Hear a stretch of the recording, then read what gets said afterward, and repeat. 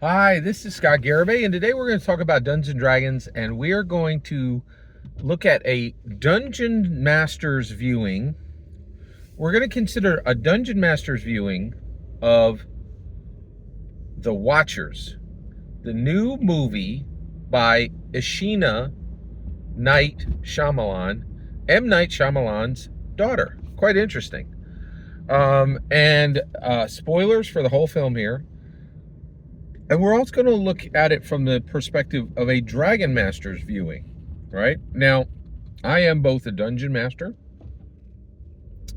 and a Dragon Master, so I'm going to be giving you the information I got from my Dungeon Master viewing and Dragon Master viewing of this film.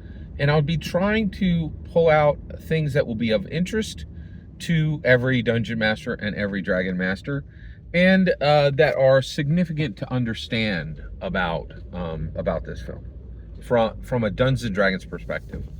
All right, so first of all, is this a narrative that Dungeon Masters and Dragon Masters should be aware of? And the answer is yes.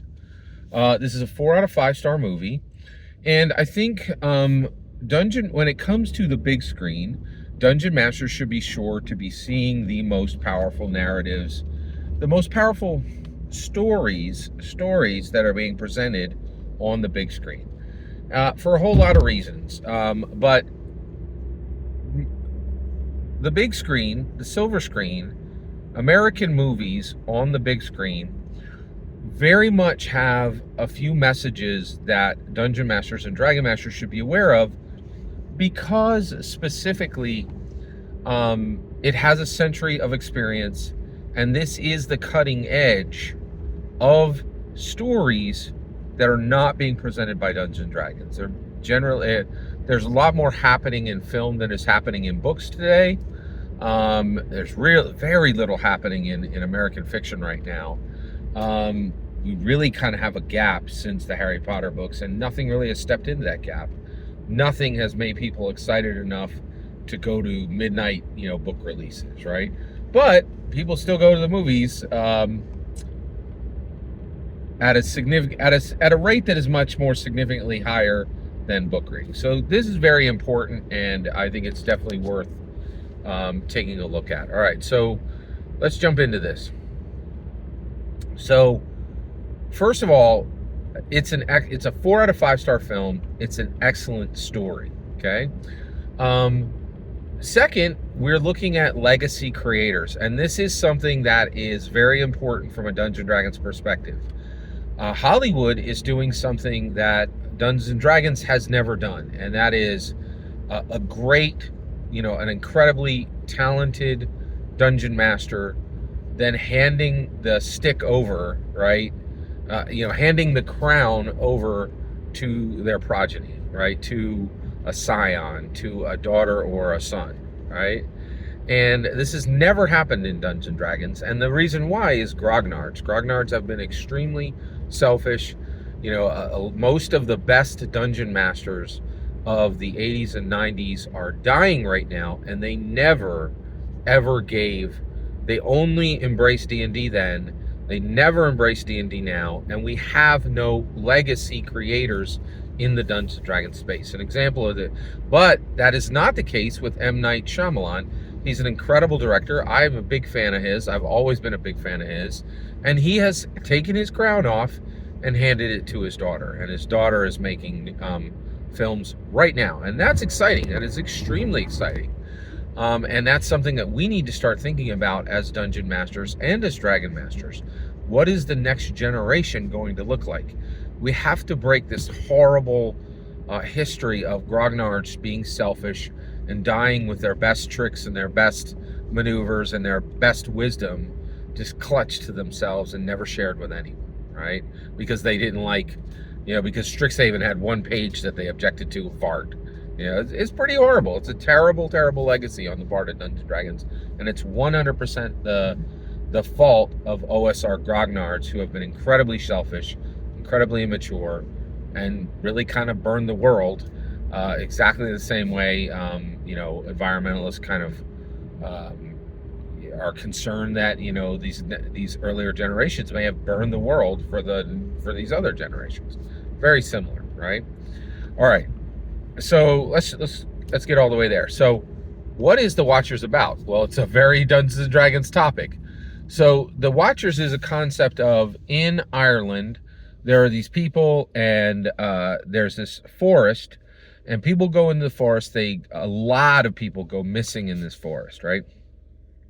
And they show this at the beginning of the film. They show that like there's a lot of like missing people posters up, and this specific forest has become this space in this forest has become incredibly deadly, and people just go missing all the time. Well, the reason for this is that the area is populated by fairies. But this gets very interesting. So the movie goes into, this is Ireland, and there's these professors, and they've been studying, these fairies for a long time. And one of these professors figures out exactly where they are in the forest, and he goes to the forest and he sets up a laboratory to study these fairies. And what he finds is that the fairies used to live in Ireland like 2,000-3,000 years ago, and they were exactly what we think of now: creatures of light, creatures of magic, winged creatures that were beautiful and that loved music and loved food and were joyful, right?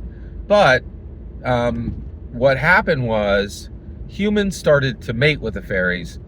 The Irish people got very upset about this, and then trapped all of the fairies, because they were creating halflings, half human, half fae, right?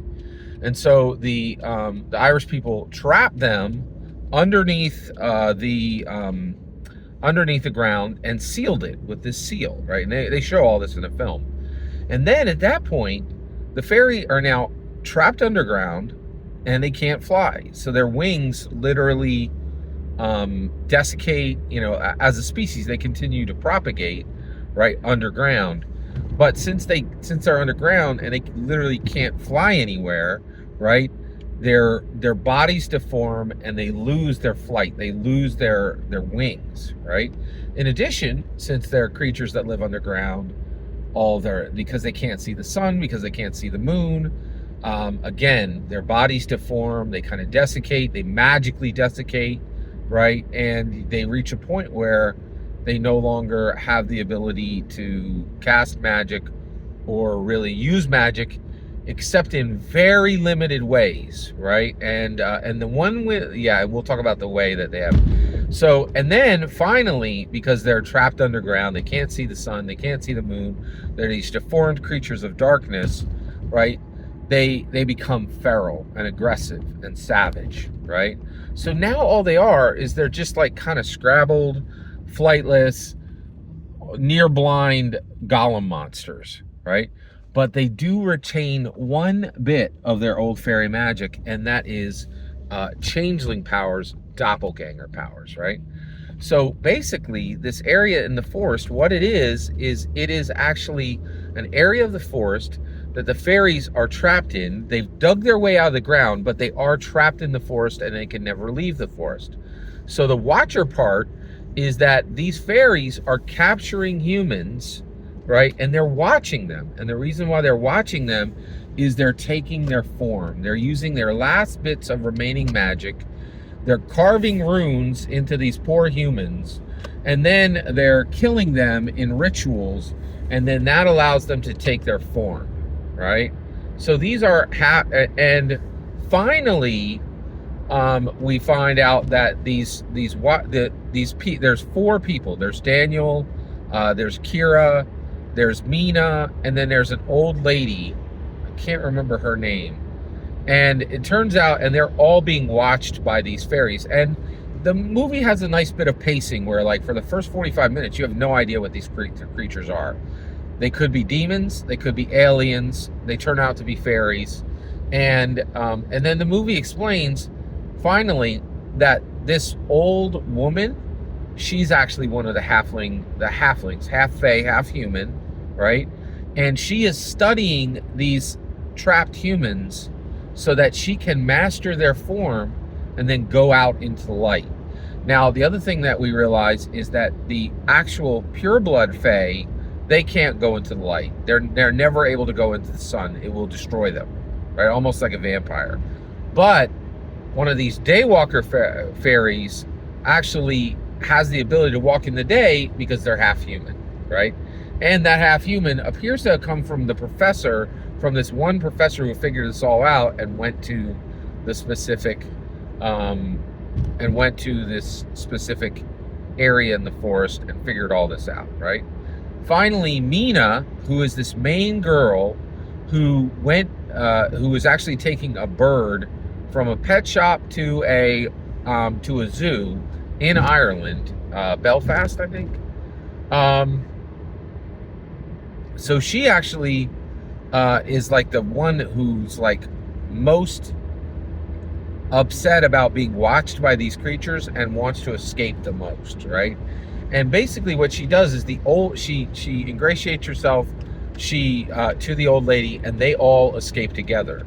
Now, what Mina doesn't know as a human is that she's helping one of these fae go into the real world, right? And at this point, they've also kind of set up almost like a little bit of a route where some of these fairies, these half-blood fairies, can escape, right? And can learn, and actually, since the fae actually gets out, she may even be able to get away with getting some of the creatures who can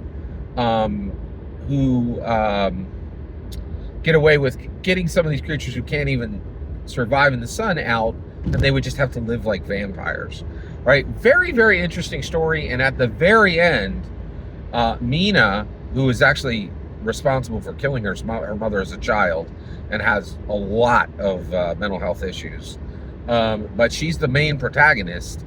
She has all these like issues because she's really very much responsible for killing her mother as a child. It wasn't on purpose, but it totally was her fault. And it was very, very interesting protagonist. But at the end, we find that Mina is in the real world. She has reconnected with her sister and done some healing over the death of her mother, but she is now living in a world where at least some of these half-blood fae are now in the world, and they're trying to take over the world by carefully smuggling out these fae one at a time, either half-blood fae or full-blood fae. And now, in Ireland, Mina realizes she's in this world where many of the humans who don't quite look right are not deformed humans, or like marred humans with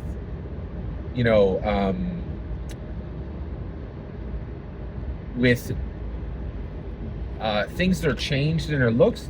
They're actually fae who are trying to copy humans and just not doing it well, like making small mistakes, like not getting the eyes right or getting the number of fingers wrong.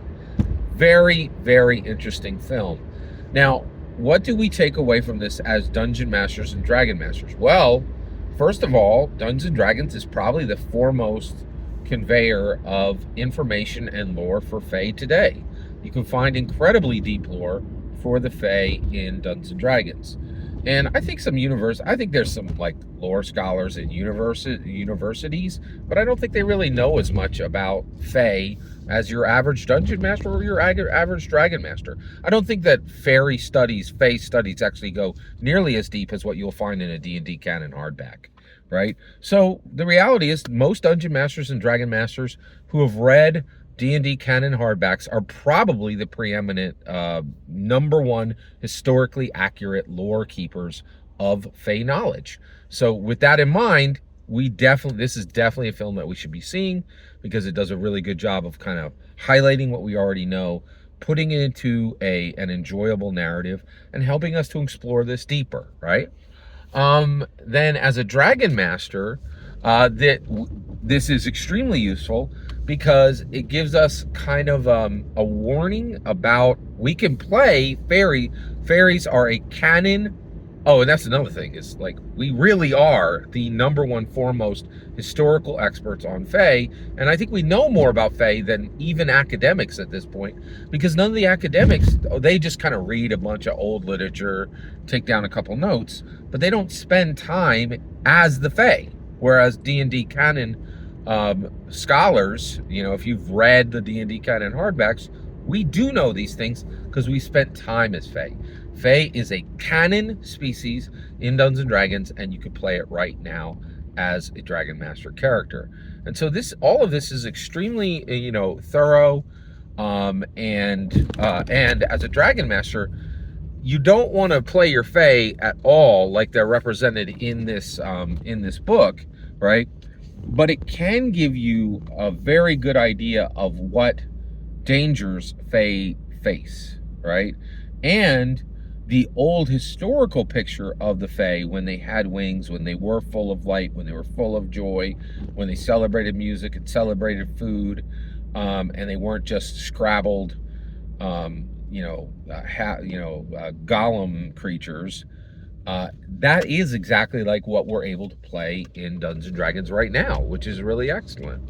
So this is absolutely every Dungeon Master content, every Dragon Master content, and we can congratulate ourselves at this point. Dungeons and Dragons canon hardback readers have become the foremost historical experts on fairies all over the world, right? Which is really nice. It's something we've accomplished. Every single word you just heard is my humble opinion. Nothing more, nothing less. What's important is when I get to your humble opinion. When you get in the comments and send your traffic. Please consider liking and subscribing, and have a fetch millennium.